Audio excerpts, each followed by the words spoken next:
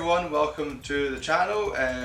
Today we've got Blood Angels versus Salamanders, so still Marine on Marine, but we're both practicing for events. There aren't other armies. It's just Marines hammer. I guess you could play some Xenos if you really wanted to make it harder on yourself. Don't do that. Just go and buy a Salamander army. And return are for life, just not for tournaments. And orcs are fun. You love the orcs, don't you? No. You don't like the unreliability of Daka? Chris, can we move on? Starting me upset. Fair enough. Anyway, so today we're doing Blood Angels versus Salamanders. I'm playing Salamanders' upcoming event, and we're trying out a list for in this as well.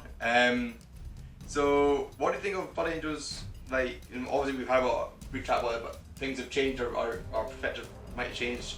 Your list looks very different from what I was running. Yeah, it's a lot of punching stuff. That's kind of about it. You don't really do anything else. You punch things. You can run shooting at Blood Angels, but it's not particularly efficient.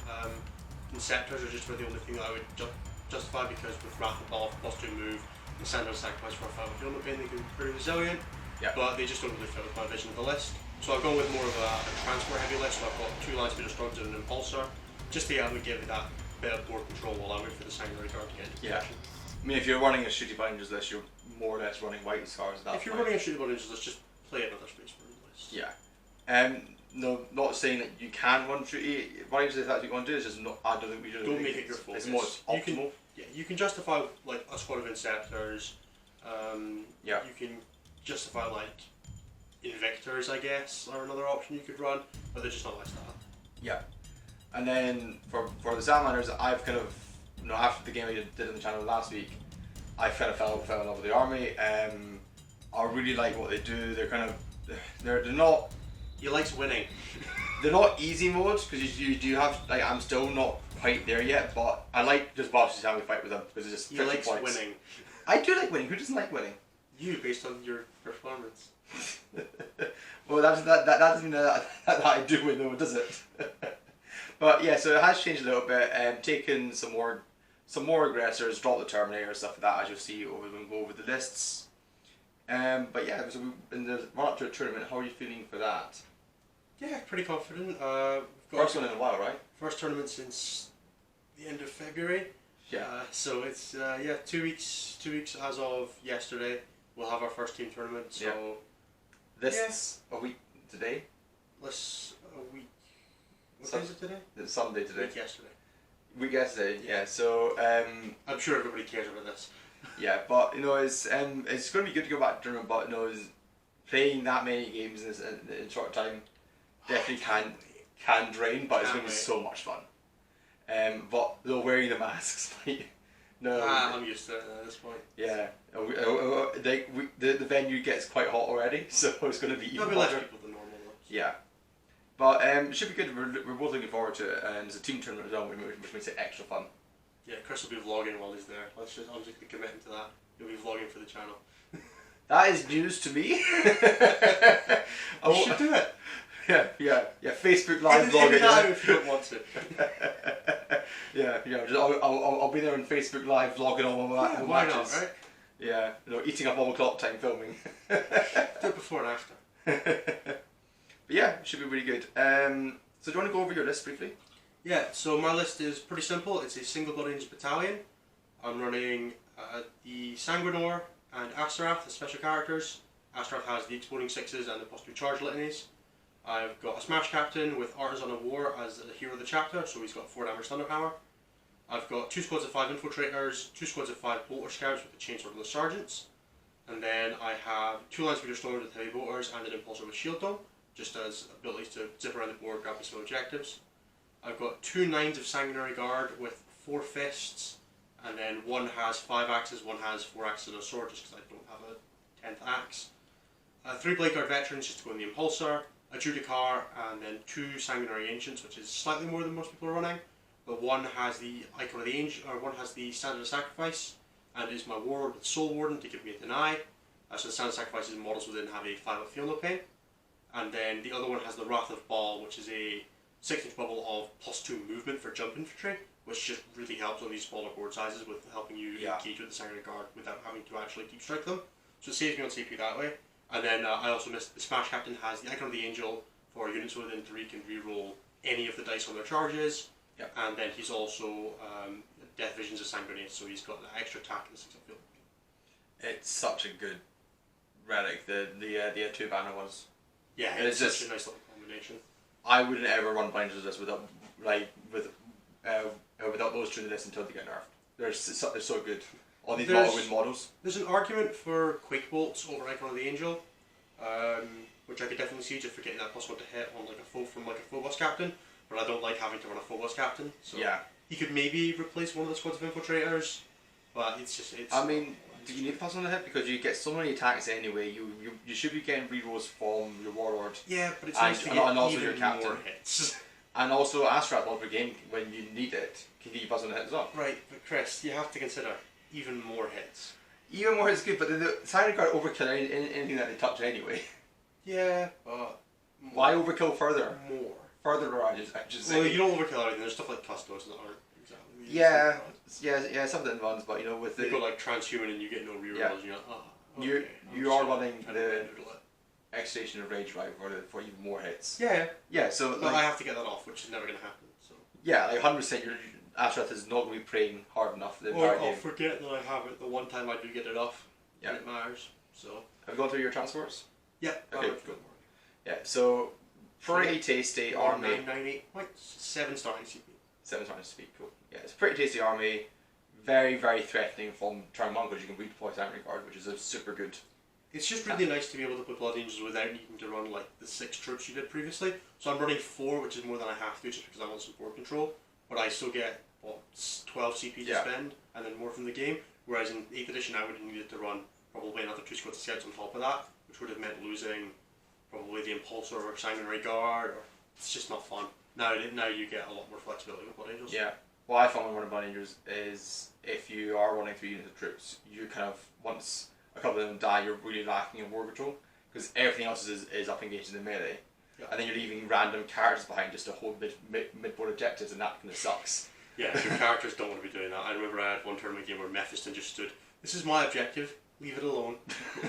And it was like, yeah, okay, Mephiston, you're really good at that, but I'd much rather you were doing something else. Much rather you get all of his attacks off with exactly. -4 and stuff like that. But yeah, it's a really good list. So the Salamanders, as I said, has changed slightly from last week. So starting with the HQs, I've got so first of all, I am a battalion of Salamander's successor with long range marksmen and expert crafters. That hasn't changed because why would it?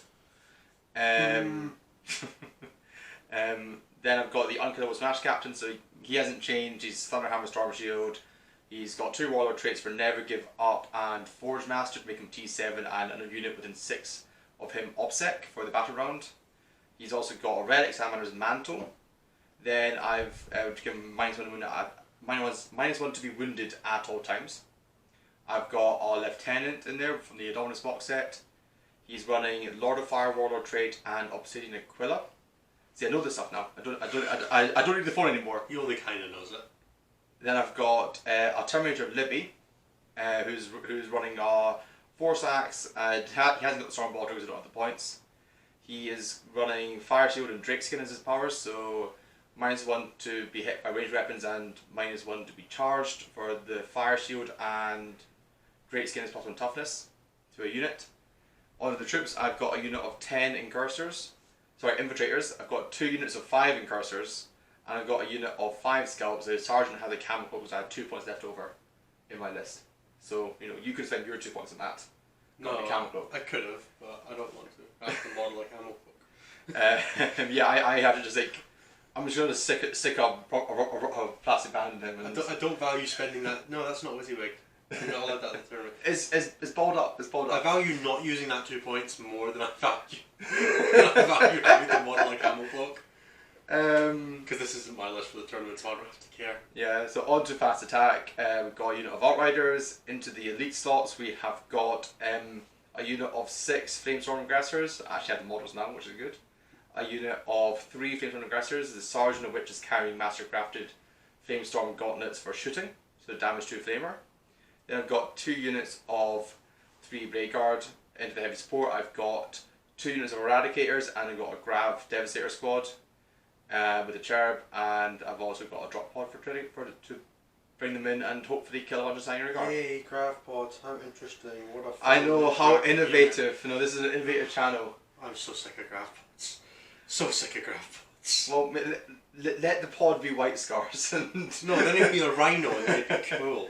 yeah. Well, Well, pods are just boring. Craft rhinos are cool and innovative. that pod gave me a mild aneurysm earlier in the week when I was building and painting it because it's such a painful model to build and paint. Yeah, I've got 3. They're all hateful, spiteful little models. Anyway, so the mission we're doing today is 22. 22 battle lines. Battle lines. Yep. We'll show you the board in a second, and we'll do a secondaries then. Do you have anything else to add for the intro? Thanks Owen for asking for the game. Yep. We're looking forward to getting this one out for you. I had the opportunity to play Owen on TTS a couple of times. He's a nice guy, so getting to show off some buddies for him will be nice. Yeah, and hopefully you all enjoy the game. So we'll come back to you with deployment and board setup. Okay, everyone, welcome to the board. So in battle lines of mission 22, there's 4 objectives. So there's 2 in the middle of no man's land, and then there's 2 in each of our deployment zones. It's 18 inches deep hammer and anvil. Yeah. We've got some terrain on the board, of course. So we've got we have some of the WTC WY terrain, is it? Wheel is Tony, yeah. Yeah. And what's the other terrain from in this? That is game TT combat stuff, I believe. Yeah. So I do have some terrain from Wargame tournaments on order, which we'll be using more regularly on the channel. Usually get it, build it, and paint it. But at the moment we're playing in my garage because I have the table set up and Chris doesn't. So Yeah. Yeah, it's fun. It's fun when you run a YouTube channel without having easy access to a table, right? Chris has the camera and the editing, and I just have everything else. It's great. Yeah, and you've also got like every army in the game. It helps, yes. Yeah. So as you can see, there's plenty of lines that blocking terrain, some craters, and we've got forests by each of the objectives, so you can get some dense cover and -2 movement for me, not necessarily for Innes though. See, Blood Angels care not for your -2.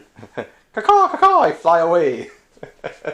Flap, flap, motherfucker. I'll try and give you an overhead view. Not sure how well it's going to work, but this is. I mean, it's a mirror image. You only need to show half the board. Yeah, but there you go. That's what it looks like. So we'll come back to you with deployment. Okay, everyone, welcome back to the end of the deployment phase. So Innes got first drop, but we're going to go through my deployment first. Because kind of it explains Innes' deployment, or vice versa.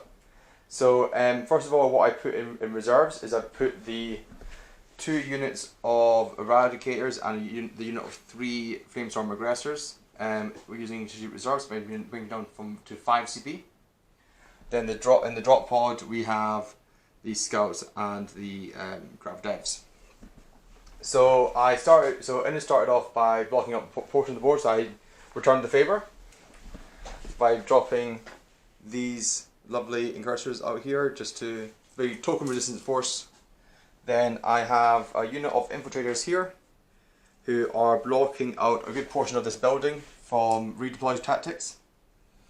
Then I have a unit of outriders here who are blocking at the back of my board against redeployment tactics. And This really doesn't want to be redeployed on. I don't like having 9 Sanguinary Guards shoved down my face, forcibly turn 1. Well, that sounds like your issue, not mine. So I've got my Terminator Libby at the back, nice and safe. And then I've got my Smash Captain on bike in the middle. Lieutenant there, he's in range to give the funeral paint to all the aggressors. The aggressors are 12 inches away from this building. So that if Innes does want to charge me with Forlorn Fury, he has to eat Overwatch, and that is fun. Chris wasn't planning on doing that until I pointed it out, so I'm claiming credit for displaying that. Absolutely. And the good thing is his base is so wide that he would also be within 11 inches of me, so he can't escape Overwatch by being over 11 inches away from my flamers. Fun times. Then I've got 2 units of Bay Guard guarding the Smash Captain and plugging up that hole there. And I've got a unit of incursors here. The secondaries that I have chosen are Assassinate, which is written twice on the board. Whilst we fight, and Engage in all fronts, yeah. I just realised that, sorry Innes. It's alright. So whilst Innes correctly marks on what secondaries we have, we'll just hold for a second and then you can go through his deployment. Okay, so my deployment is very much let's hide. Come on guys, out of the way. So in this ruined... Yes, go on! Get! So in this room here we have the Sanguinor and the Smash Captain just to provide some threat on this side of the board, along with the 5 infiltrators who are placed precisely to prevent a drop pod being placed here. So a drop pod can't physically fit there. I could have probably done it so a drop pod could physically fit, but the guys inside couldn't or whatever, it doesn't really matter. Then we've got 5 more infiltrators here just to protect this one, just slightly behind that obscuring terrain because we're playing it as... That was your first drop, wasn't it? Yeah, the downward projection of the upper levels is obscuring and the walls. Yeah. And then I've got 5 scouts just behind this crater here, just to again screen out a little more. I've got 5 scouts on this objective. They are a 6-inch advance to this objective, including the -2. So they need to roll a 1 to get on it because they would be movement 6 in that case, because the bloody is a +1. Impulsor with some blade guard and a duty cart inside, just at the maximum of my forward threat, just to screen back against this wall a little bit. Because I'm not too worried about any of the shooting output other than the grav pod, which... And the blade guard would have a really easy charge turn 1 if it wanted. And I've got -1 to wound. I've got -1 to hit against the drop pod if it tries to come in here. And then we have your castle. In this building we have Spider-Man, the wall-to-wall cupboard of sanguinary guards. We've got the squad here. Both squads have at least 1 model on the ground floor just for maximum threat projection. A Landspeeder Storm, and then all my characters, so all the rest of my characters. So Ashrath here, and then the Wrath of Baal, and the Stand of a Sacrifice just down here. I actually said to you, why don't you put one on the ground floor to get the maximum move. So that I'm taking credit for that one. That's fine. And the secondaries you've picked today. So I have What We Shall We Fight, which is the Impulsor, the Sanguinor, and the Smash Captain. So that's kind of why this is out here. It's a nice tempting target for the grav pod. Probably, hopefully, maybe won't kill it. They will absolutely kill it. Yeah. Knowing my luck. I have Engaging All Front, and then I have the Mission Secondary Vital Ground, which is 2 points for each of the central objectives and 3 points for my opponent's deployment zone. Wonderful. So, and I have 7 starting CP to Chris's 5 because I didn't put anything in reserve. No, because you don't have to. Because I don't have to. You have legs and wings. I've also paid 2 CP for a relic to make them wingsier. Yeah, the wings are wingsier when you wings with your wings. Wings are wingsier when you wing with wrath. So, shall we do the roll off on camera? Do we have to? Yes, I'm gonna lose. Yes, because I keep winning in this one, and this is what I'm you roll going to first lose. then. I'm gonna get a trusty loaded dice. Well, I got a 1, so you're already off to a good start. I don't think I've committed to getting a loaded dice now, so I'm going to trust in Russia because I believe in the Russian power. Woohoo! It's a 2! You beat me by 100%. 100% better at rolling dice than Chris is. Alright, so do you want to go first or second? So I am going to take first turn because this is 9th edition and that's what we do here. Yeah, so we'll come back to you with the end of the movement phase. Sure.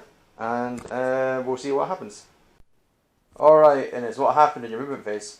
So this squad of scouts here advanced up. This squad rolled in advance, but they rolled a 1, so they didn't get to go anywhere because I needed like a 3-inch advance to get into this building. So I've just left them where they are. The characters and the storm in here have moved up a little bit. This storm is placed so that it's just out of line of sight of where the grab squad could drop based on the placement of the scouts. This corner here is still screened out. These scouts advanced on this objective and swung back around this way a little bit. Everything in this building just kind of shuffled. I should just quickly make sure that there's not place for a drop pod back here. No, not with its 3-inch model. Yeah, so that's fine. And then the blade guard here and the storm here. So this area here is screened out for the pod. The impulsors advance here just to give me a little bit extra on this objective in case this squad dies somehow. I don't think the grab pod can get to them, but you know. Most likely not. Nice to be able to protect and not really worth it for this storm advanced here. It's outside 20 inches of the aggressors, which is their maximum advance with the -2 for being in the route, for being the crater. It also used the stratagem to give itself a 3++ when it advances. Yep. So it's got a bit of resilience against shooting from the grav pod. It's also only got a 4-up save, so the grav pod will be doing 1 damage to it. Hopefully it keeps it alive. Blade guard disembarked from the impulsor. They need a 3-inch charge to get to here with the volume +1, so they need to roll a 3 on dice. Yep. And that's it. Do you want to just do your... That's your only shooting, right? Those pistols, John, just do that on camera? So the only shooting I'm actually going to do is I'm just going to pop smoke on these guys. Yep. I'm not even actually going to shoot these guys because I don't want to make my charge harder. So I'll just roll their charge. Yes, and the charge phase is a 9, which is easily in.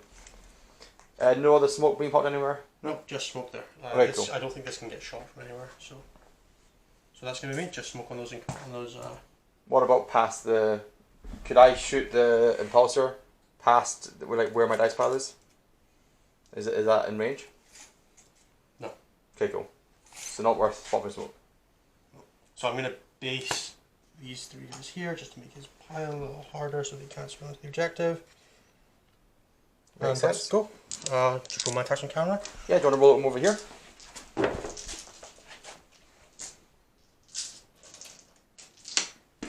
So how many attacks is this? So this will be 13 attacks, hitting on 3s, winning on 2s.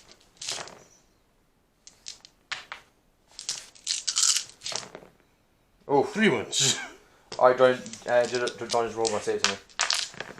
2 dead. 2 dead, cool. Happy days, blood angels. When you get once, the wound that hurts. Go for it. Where are you pulling? Alright, so Get you up, Blade Guard. Blade Guard veterans are really cool. So let's see. So I'll pull. So 2 died, right? Yep. So I'll pull him, and I'll pull. You base me there, and I'll pull him. Cool. So I reckon I can still get onto the objective. Well, I get my consolidation. I know, but you can't move the one guy.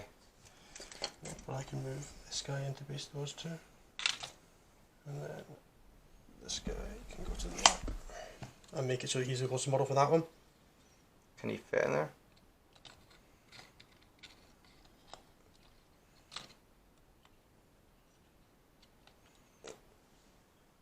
Just about. Bloody spike is sticking in. Yeah, there we go. Yep, so now he's the closest model, so you need to go that way. For that guy? Yep, okay, yep, well So played. you'll not be able to get onto it. Cool. Yep, yep, so just if you missed what Ian did there, he moved the model that was here into the building to stop, to mean that this model, which could have swung round theoretically onto the objective to take that from Innes, to stop him getting his secondary points. I can't get to this turn anyway. No, what, next turn? Yes. For the end your command phase. Yeah, so basically means I'm not taking it unless I fall back. That's basically what it is. Yep. And if I fall back, it'll be quite tight anyway. Let's actually. Don't think I can base. Ooh. No, I don't think I can base and stand on the objective, so I'll just have to rely on the storm. That's fine. Cool. Yep. That's it. Cool. Oh, and also at the start of the battle run, I should say I made the bikes obsec. You made the aggressors obstacle. I changed my mind. Oh, did you? Yeah. Oh, you didn't tell me. I did tell you. Yeah, sure you did. The bikes were obsec. Okay, I believe you. So I do my attacks back. So sergeant, guy, and guy. Now they set to defend because they're in the ruin. You didn't declare that. Okay, never mind. I just do it automatically. Oh, crafters. So 2 extra hits. You could have been defend. You could have been working on 5s. I know. I know. So 4s to wound with the crafters. Clock dice. There you go. 5 wounds. Did better than you.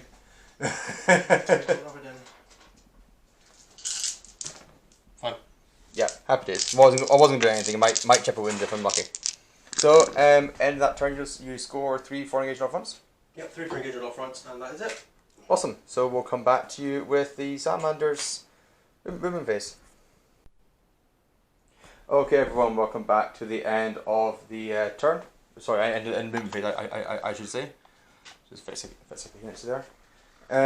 So I popped the infiltrators, 4 of them out here to take some pot shots at the scouts, just to remove a layer of screening from Innes' army. Ideally, I got a 6 in the advance for the aggressors, but what I've done is I measured out 12 inches from the 2 units of aggressors, infiltrators, sorry, in these 2 buildings, and I'm 12 away from that point, so Innes can't redeploy and charge me.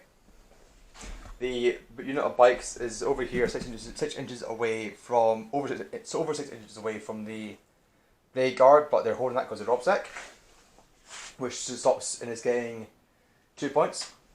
But actually, no, 7 points because helps you getting a primary for max for holding more than me because we both hold the same. The Libby Terminator armor has just screened out the back corner here from any drops. I advanced these incursors over. I realised I should not advance them. I should have just moved them. I should have kept them so or moved them because my plans changed mid movement phase. I should have just shot off those scouts, so that's what this army really needs to work. The and then everything else just kind of shuffled forward, and it fell back with the incursors. So we'll just do the shooting off camera and come back to it with the end of turn. Not rolling on camera again. Well, yes, you are. It's only me I win. So in the psychic phase, I got toughness 6 off on the bikes and -1 to charge the these unit of infiltrators in here, because they're probably the next most degradable target for Ennis' army. The outriders are toast. But in this point, something out to me at the end of my movement phase off camera. Do you want to explain to me what that was? So what Chris did in his turn was he used never give up on these guys, so they become defense of humanity, which is functionally objective secured. But because of the way that it's worded, it drops off at the end of the battle, or at the start of the next battle round when he picks again, which means that at the start of my turn they won't be obsec, because in my command phase is when I score.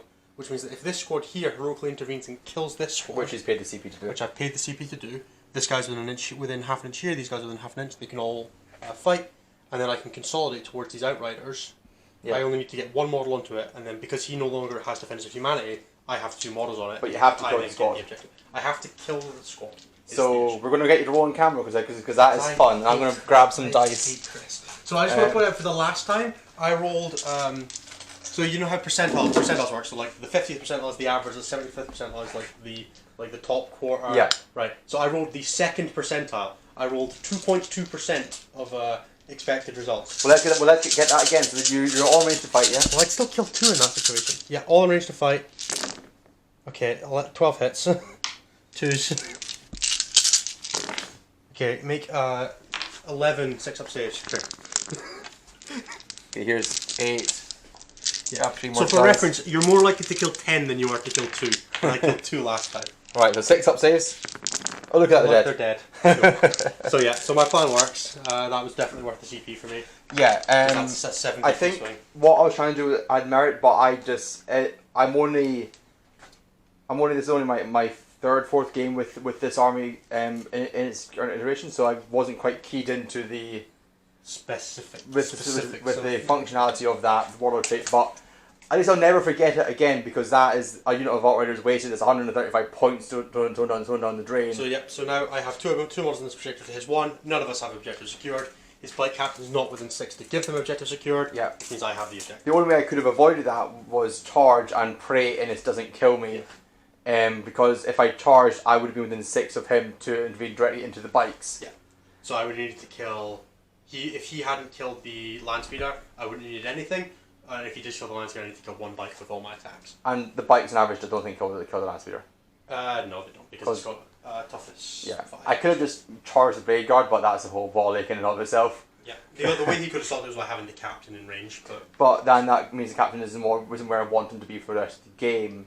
Yeah, so Chris takes a small term loss now, but he maybe picks it up later. Yeah. So we'll come back to you. So I don't score any of my recon points or my engagement or front points. No, but I'm going to score 15 primary and 4 on battleground. Yeah, so good scoring for Ennis going in run 2. We're both going into tactical doctrine because we have to. We have to, yeah. What lineage are you doing?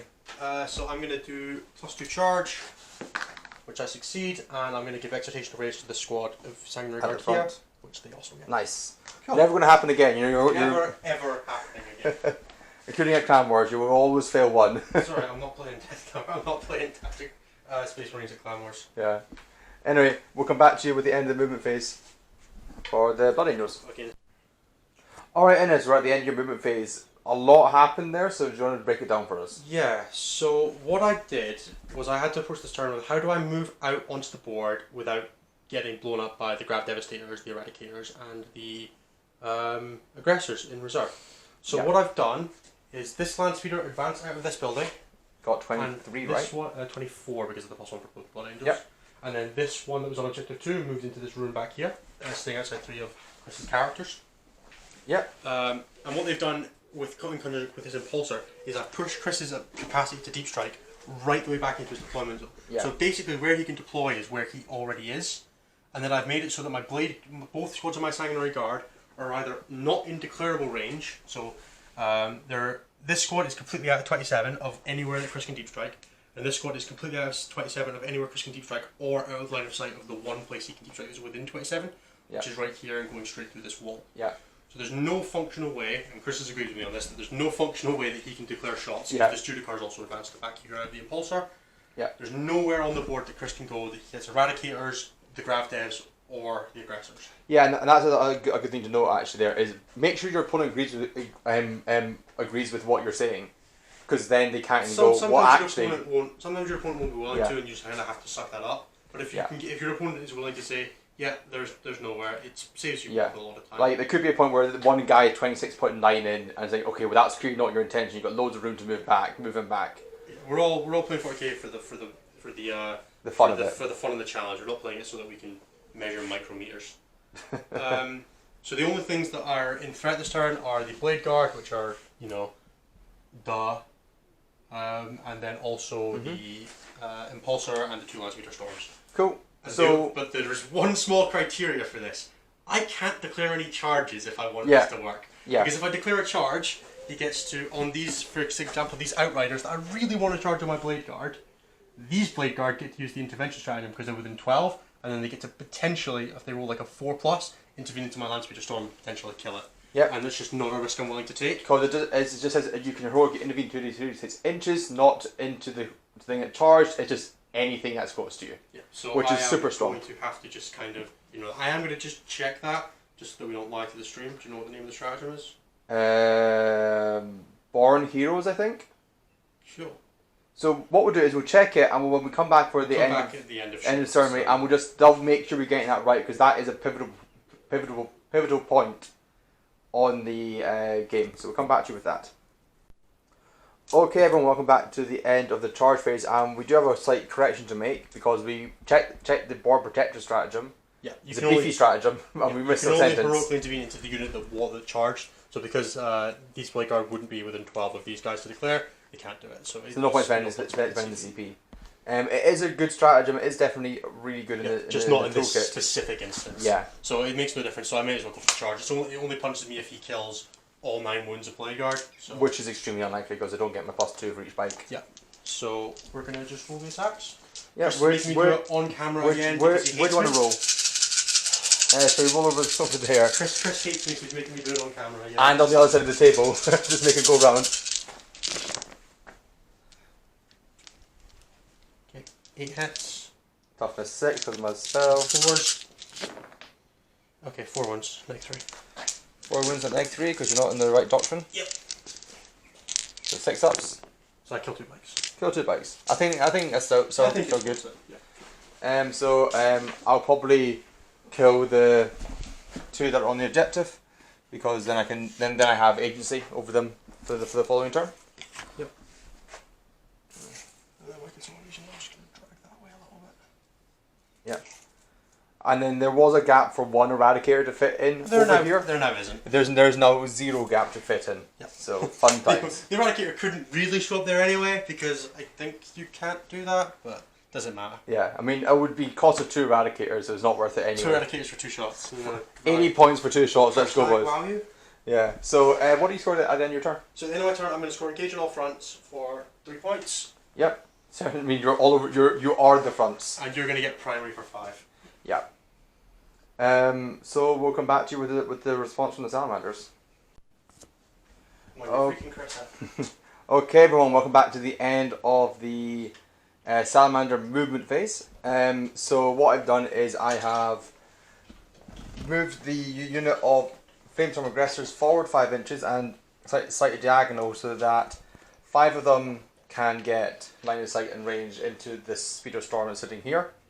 The invul, Flamers are good against invul, so there's so many shots. Yeah, but my invul's better than my armor suit, so it's better for me either way. Yeah. I moved forward the Captain and Blade Guard bubble and the Infiltrators just to spread the no janky stuff aura.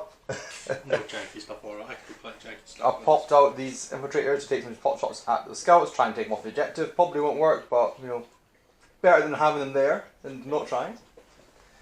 Then these incursors just move normally. They don't have to advance just to screen at the backfield. There still isn't a gap for enemies to come in this building. I brought in 2 units of Eradicators and the grab pod with the scouts in it. Here they can see, so one unit of Eradicators can see both the Storm and the Impulsor. One can see the Impulsor. The Grafs have line of sight and range to shoot his Blade Guard on the objective over there. And Scouts are there just to be pretty. Yep. So we lose all my chaff this turn. But then your army hits me. Done its job. Yep. Done its job, then the army hits me. Then I just kept these two models around here, the Libby and the Artwider, just to make sure this Storm definitely dies, so that he's not getting easy engaging on front points. Because I'm going to try and engage him in the middle, where he won't be getting the units for engaging on fronts. Is the plan. So we'll come back to you with the result of the shooting phase. Okay everyone, welcome back to the end of the Salamanders shooting phase. So as you can see, there is no Storm over here, courtesy of the aggressors. Yep. There is no Storm. Really badly on my Storm Shield saves for that one. There's and no... that one just got Eradicator. Eradicated, yeah. Courtesy of Eradicators. And then you can see that the Bayard Ancients got devastated.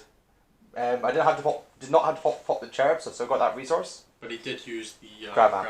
Yeah, you have to, and it's too good not to use for 1 CP. Yeah. And so now we're into the charge phase, so as I make Innis roll his stuff live, I'll make myself roll this stuff live. So let's see those aggressors roll the charge on this. So it's an 8-inch charge because it is -2. Yep. So roll over here.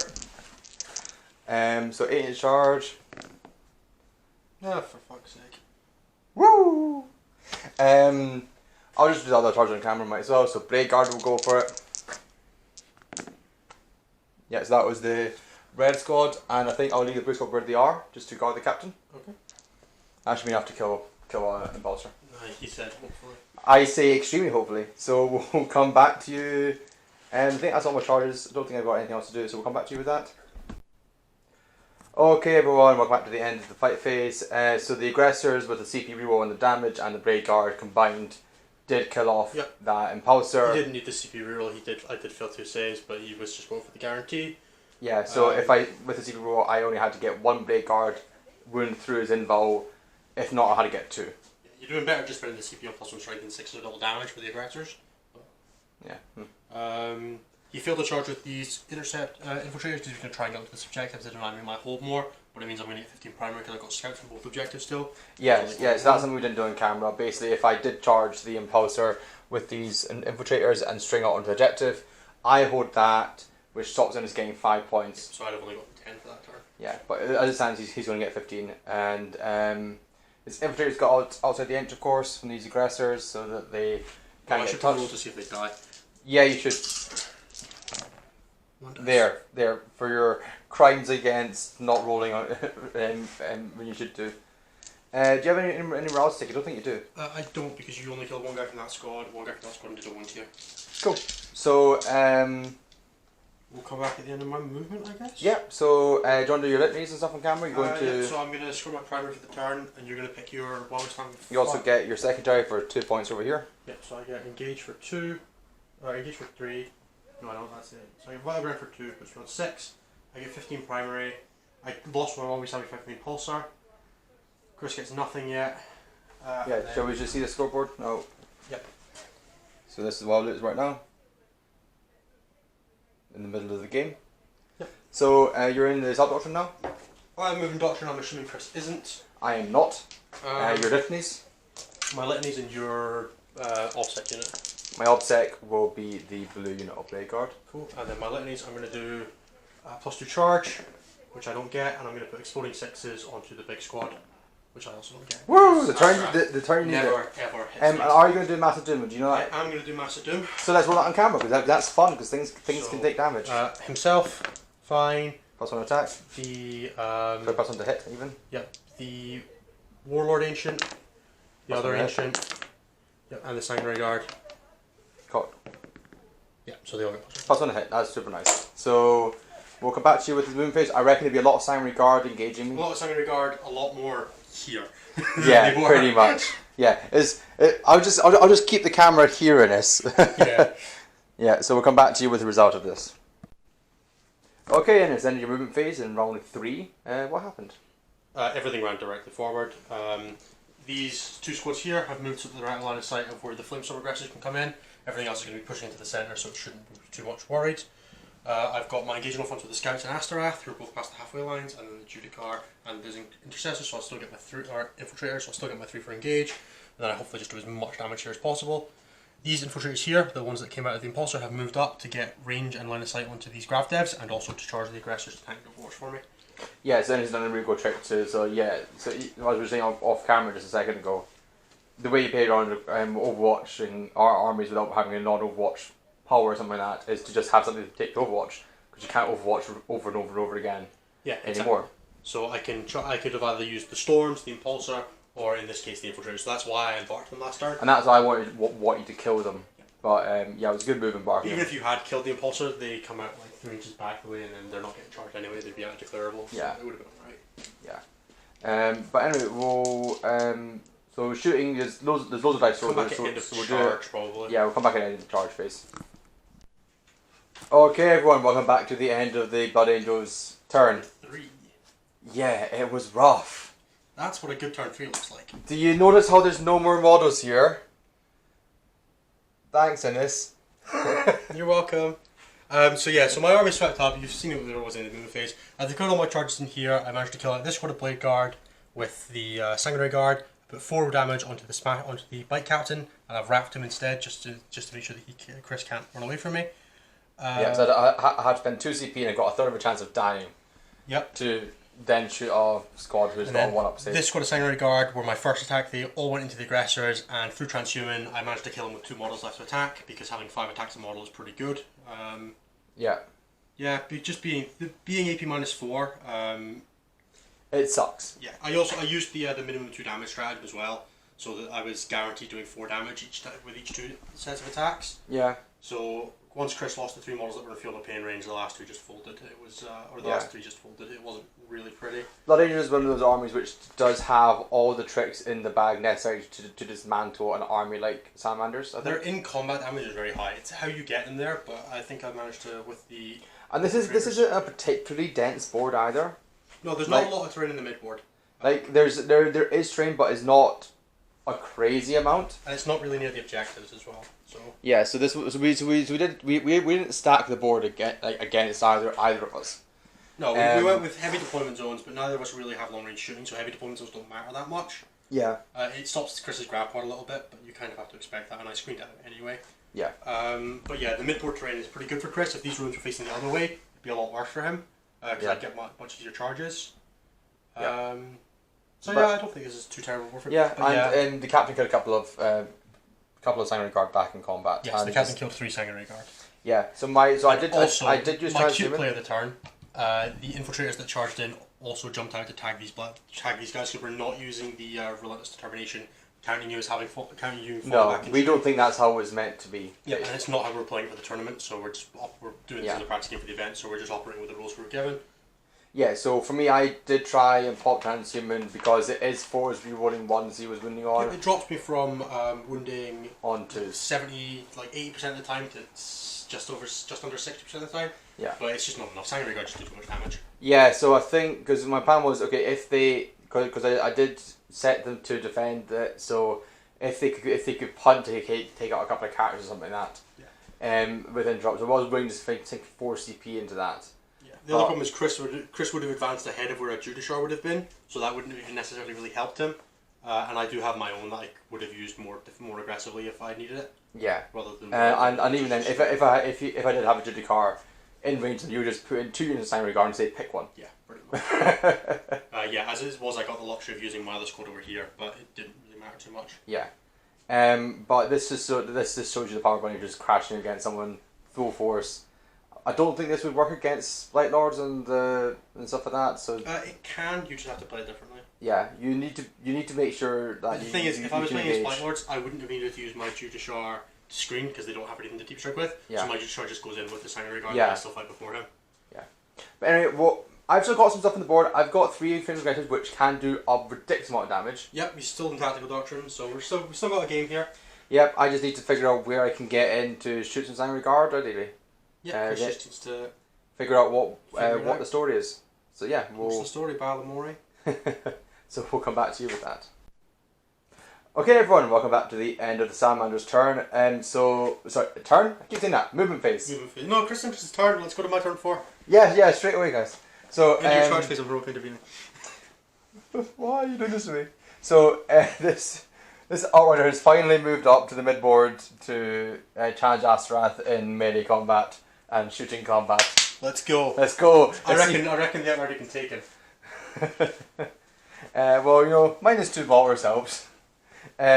These eradicators just shuffle around to get current line of sight onto 3 of his enemy guard. These 3 eradicators have moved to the line of sight and range to Astaroth, so I'll just kill him with Martynas.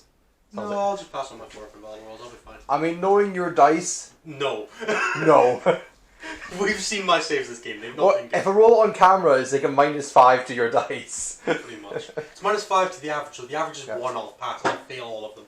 So the aggressors came on and they're all within range of some of a Salamanders guard model. I'm not going to pay to double shoot them because basically how it's split with the terrain. They can't see all 6. I'll probably kill 3 in 1 round. They're in range to get the reroll number of shots from the lieutenant. And then other than that, also I desperate break out the captain. I rolled a 1. So the way you kill the unkillable captain is you make him kill himself. That's depressing, isn't it? Yeah. That turn went so badly the captain committed seppuku. Just like that's why he has this sword on the back of his bike. He doesn't have a sword in his war gear, but he's got a sword. I can't focus the camera. This is failing badly. This game. I can't keep my guys alive. I'm going to go and do some math and do some Sudoku. Pretty much.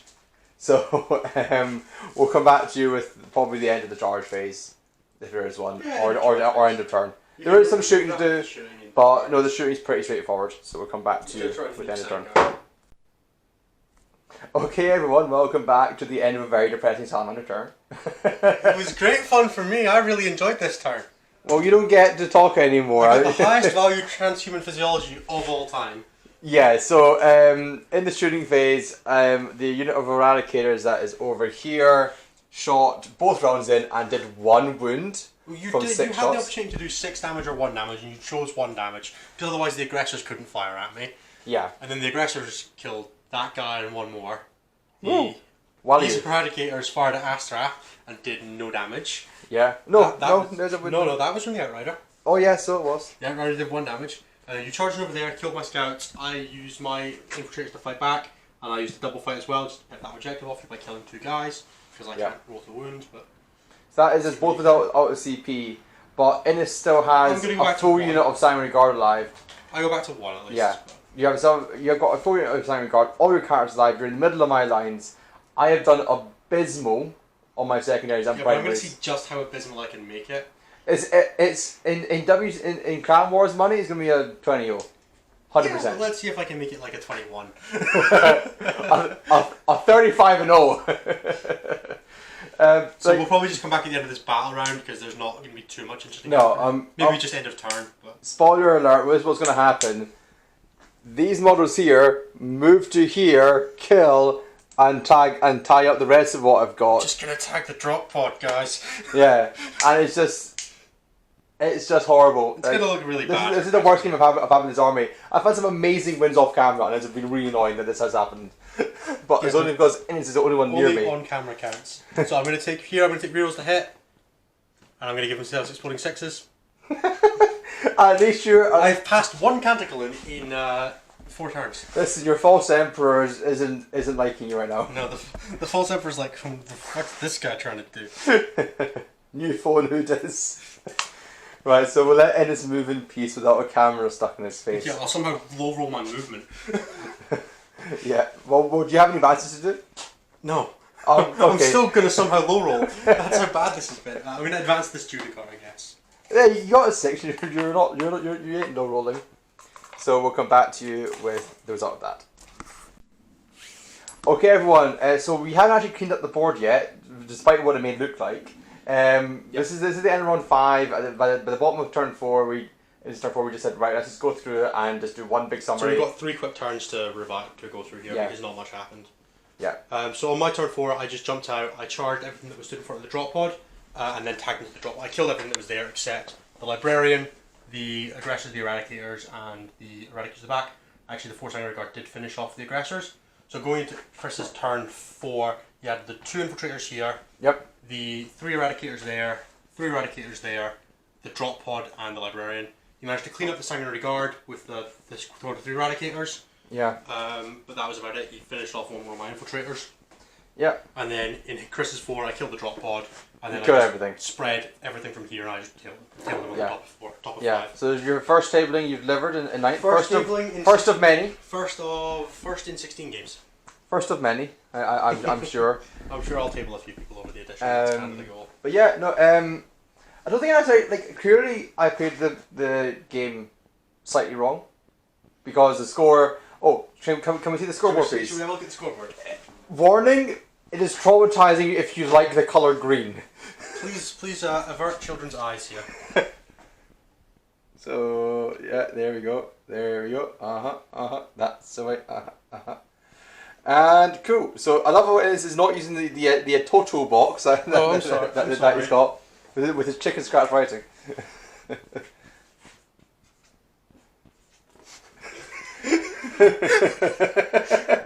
So it's 85-10. Yeah. So that is a 40-0. Yeah, that's a 75-point difference, which in the tournament would be a 39 negative 19. Woo! Like It's actually technically a 95-20. Thank goodness is capped at 20. 95-20, we're both fully painted. But yeah, I'm sure Innes has got. I don't know what to think about this battle because I thought up until Innes' turn 3, I was playing it quite well. But obviously Innes has got some thoughts. Innes is the superior player here, not just because he wins the game, he just is.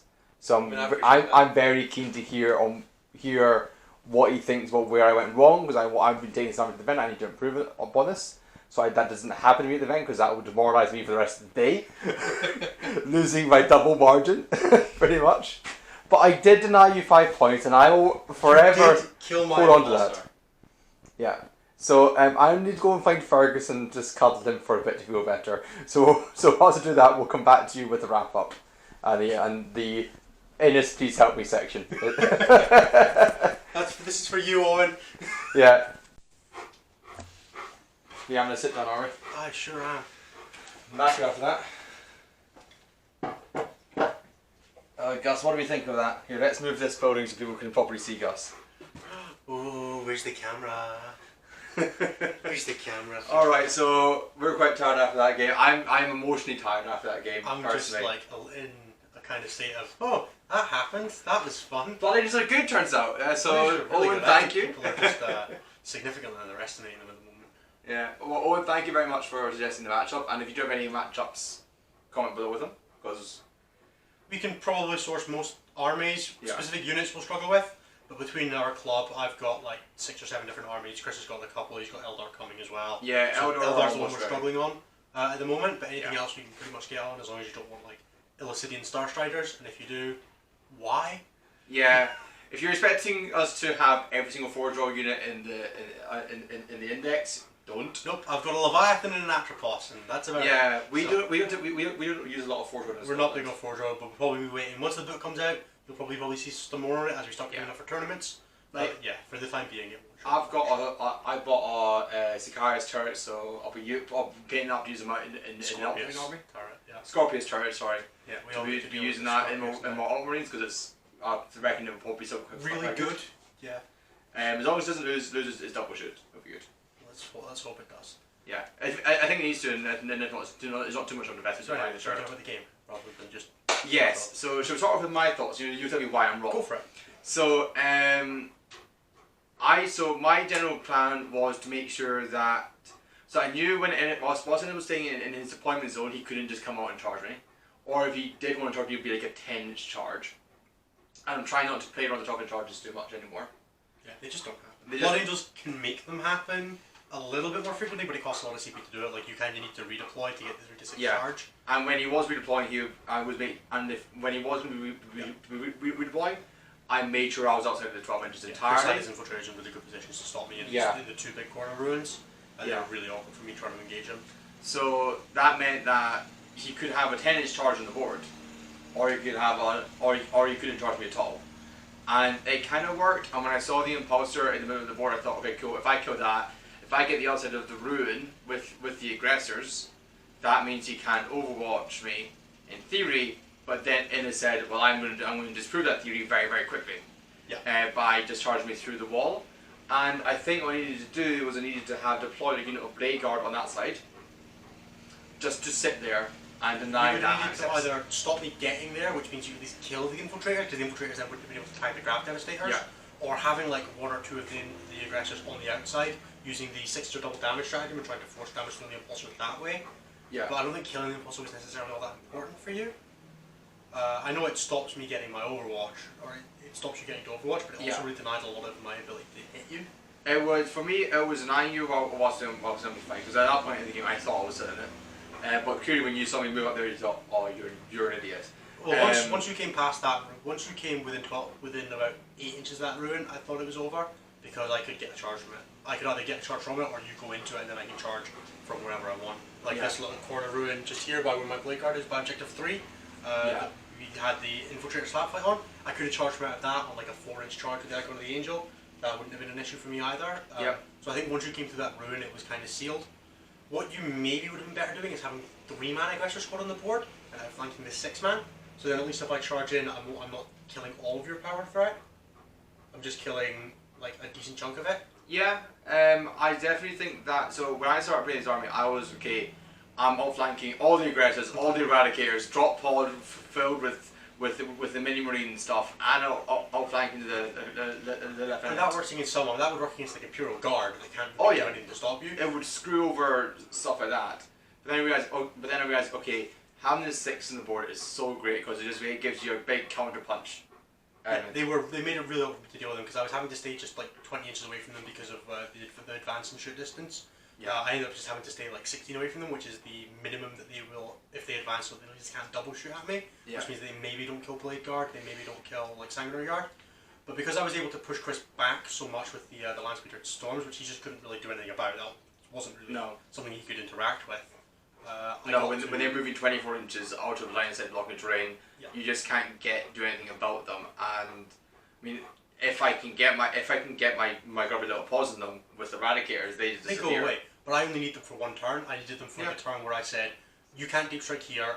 I'm going to position on the board in positions where I am in line of sight, where I can't use ruins to hide away from you. I'm instead just going to use range and just deny the drop from being able to be where it wanted to be. And that was what allowed my Sanguinary Guard to get active on the board. So it was just kind of a perfect storm of, I got to push 2 storms up the sides of the board because Chris hadn't dealt with the one I got on objective 2. He didn't really have a way to, but I made sure of, other than dropping the grab in early, which immediately removes the threat of it. So I wasn't even worried about that. Chris just didn't have a way to deal with it or stopping me from just getting into his lines with. And you gave it a so Gus has got off the camera, sorry. I gave it a flip and vulnerable save so that the graph devs aren't actually even that good at killing it because it's only got 4 points. And if I had Eradicators starting in the board, they don't do much, and I get two hits through if I'm lucky on all of my rolls. Yeah, it's not the most efficient way to kill a Landspeeder Storm, which is 55 points. Put storms in your list. There's probably an argument for dropping the Blade Guard out of my list and just putting in, or if I drop like the Blade Guard, the Impossible Duty Car, I could put in like 3 more squads of Scouts and Storms, which might be better. I'd need to have a think about that. You'd run out of crit stops though. No, because I just combine the Infiltrators into 1 squad 10. Yeah. And then I run 10, 5, 5, 5, 5, 5.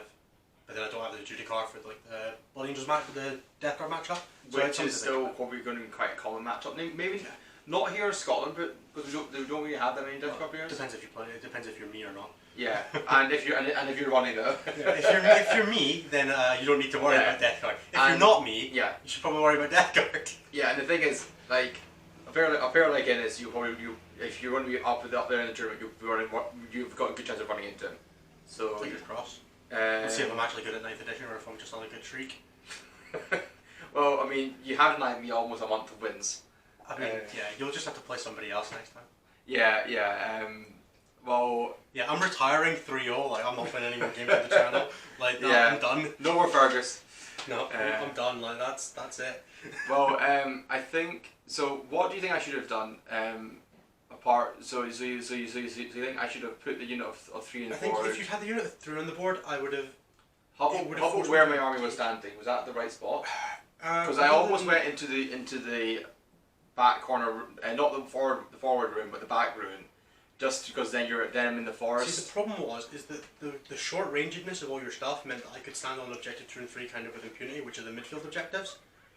Chris could only really throw stuff at me. He couldn't actually take them off me. He was just trading onto them, so I wouldn't necessarily hold them for the full turn. But he wasn't getting enough onto them to stop me, like with the blade guard, just being able to heroically intervene to interrupt or anything. The Rangers just have a lot of tools to control midfield objectives between the sanguinary guard and then the heroic intervention stratagem. Yeah. So because Chris has to play aggressively to win the mission, if Chris doesn't push on me, I can just sit back and win on the mission. Yeah. If Chris does push, then I have to play more defensively with it, or go super aggressive, which is what I did, which is when I was able to screen out the drop one. I think. Yeah. I think there's definitely an argument to be made of being rather than playing in the middle as it did playing in one of the ruins, coming out of there. Because if you're kind of like, I'm gonna just stand up and. So there's the ruin here that's between objective 1 and 2. Shaky camera a moment. I'm going to tilt the camera down, so apologise to all the viewers. So. Sorry, once I flip the thing on. Yeah. Yeah, so we'll edit this out. So, alright, so in his tactic talk time. This ruin here would have worked pretty well if Chris had put like. So if I just dummy this up with a couple of models. So like a squad of infiltrators there, a squad of infiltrators there. Yep. And then had the Flamestorm Aggressor, like the 3-man here, where with a 5-inch move, the back of their base clears the wall. So. Well, wait, I think the deployment zone is 2 inches short of it, something like that. The deployment zone is here. But the infiltrators can still start aggressively. Yep. So the back of the base for the aggressors clears the wall to there, and then 11-inch range gets almost the entire objective. So you probably put them slightly further forward so that they can guaranteed be within 11 of any unit that's on this objective. With the 3-man aggressors, they pop out, they double shoot. With the damage 2 on the flamer guy, you can do the mortal wounds if it's something like blade guard. So even on turn 1, you've still got a decent chance of killing them. Yeah. That forces me to not play as aggressively for this objective, which forces me over to this side, where I have, like my ruin on this side was further back, but it also had the levels in it, so that I got the ability to have more models, more safely, and more forward. If I'd had to play from that ruin, I can't really get over to this objective as easily as I could from this objective. There's also less lines that blocking terrain over there for you to hide behind as well. So it would have been a case of, if Chris had just controlled this objective and this objective, and then that objective has a much better firing lane from where Chris's home base would have been, so he could have even put like a couple of squads of Eradicators in this ruin that could jump out like at this angle to here and see onto that objective, or this angle and see onto most of it. The gravity can also clear that. So that gives Chris vision control of this objective and that objective, whereas where he deployed, he really only had range to one of them, which is where his reserves came on, because his aggressors were so stuck in the middle here. Because I don't have anything to shoot you with, but you also gave up so much distance because you said, okay, well I'm going to stand 12 inches back from the edge of this ruin, so I need to be here.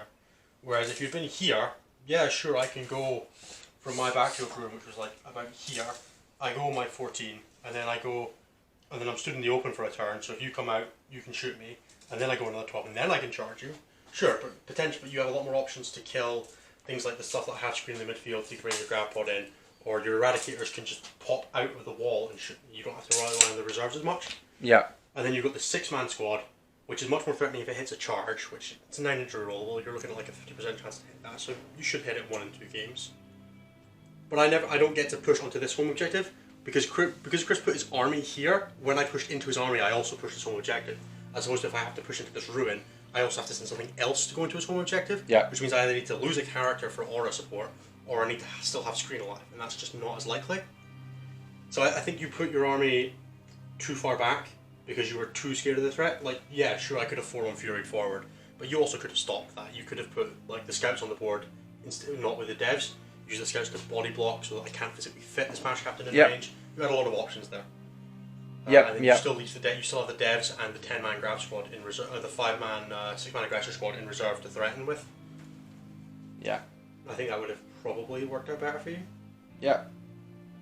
I think that is a pretty comprehensive summary, and definitely I'll be watching the end of this battle report just for the event, so I can look at this mission. Yeah, I think that's pretty good. Obviously, it is all terrain dependent. You won't always have a nice big rune over there to stay behind with your entire army. There could be a rune over directly over objective 2. Yeah, there could have been an objective, a rune like that, and that Yeah. would have really sucked for Chris. Yeah. Especially if it was like this one, we could have had that like that. Yeah, And then like that stuff can happen Chris is very unfortunate in that situation. in terrain. But the good thing about teams is you can pick the matchup and you can pick the board. Yeah. And also, if you you play should it play right. a board with a decent amount of terrain anyway. So you should Yeah, never just. this is probably. Would you say this is a medium board or This a is heavy probably board? what the medium-ish board would look like. This is probably between the medium and heavy. Yeah, So it's probably The- slightly heavier than the medium would be. yeah. I think it would just be like take off the crates and that'd be, or take off the forest. It'd be like pull off this forest and that forest. Yeah. So like, and even then, in And this then it event, would they be don't like, block lines out anyway. Move that to there and that to there, so that there's at least something in the way. Yeah. But then that opens up the middle range a little bit more. So Yeah. I would have to chip around with it a little bit, but that's broadly what it would look like. Yep. Maybe like these crates switch sides would probably be about it, like that and that. So you at least don't have a straight flying across. But anyway, should we go back in camera? Yeah, let's do that. Oh, there we have it. Do you have any other comments? No, I'm not going to do the outro because you need to learn how to do that. But why? Well, yeah. So thank you very much, Ines. Do you have any shout-outs to? Just again, my Twitter at NSA Wilson, and also Glasshammer. They're my sponsor personally, so check them out. Yeah. And well, so for the next battle report, we should have some custom OPG objective markers. Fingers crossed that they get done in time. No more free shoutouts from Mikey from Hellstorm. Yeah. They're done. I'm not Yeah. doing this one anymore. So, yeah. Sorry, Mikey. Listen, if you want to sponsor, we can have a chat. But You don't want Mikey as a sponsor. I'm not really Mikey. but yeah, so we should have some sweet OPG objective markers and maybe some OPG style terrain done by War Games tournaments. Next battle report, I don't know what it is. It might be against Chaos. Again, it depends on my work. It depends when my chap up in Dundee is free. So tell them he's in Dundee. They'll go mental. No, we don't want Dundee people on this channel. Well, I mean, we all go to the Dundee War Games. It's not in like 6 months. I'm clean. Yeah. So thank you for watching. Comment how you found the filming style. Is it too much detail? Not enough detail still? We had a comment saying that they wanted a bit more detail with the movement and shooting phase. Also comment your matchups, what you want, and comment in general. Just What was comment. the MVP? What was the best unit? What was your MVP? My MVP. It wasn't the Flames from Aggressors. Sure. I think those incursors got you your 10 points. Yeah. So, Yeah. I think my MVP was probably the drop pod. it stood there the longest. Oh, who was your MVP? Definitely the Sanguinary Guard that went through the middle, through the aggressors and into the deployment zone. The other ones are kind of sacrificial, but those ones really got the work done. Your LVP, your least valuable player? That Judicar? The Judicar who has not made it past halfway point Yeah, yet. he's still in my deployment zone. Yeah. My LVP, I don't know, is probably the... It's going to be the Eradicators that did no damage, right? Yeah, it's probably the Eradicators, I think. They came out and they're like, we're Salamanders, and we went, we're Space Marines, transhuman. And then they didn't do anything, it was great. Yeah, so like, comment and subscribe, and we'll catch you in the next one. Hit that bell. Yeah, the bell icon, which Do you have that? I don't know. I don't know if we get it straight away. If there's a bell, hit it. If not, make a bell and comment it. If there's a bell there, we'll get 10 more years of Death Guard. No. Don't hit the bell. Thanks, guys. Cheers.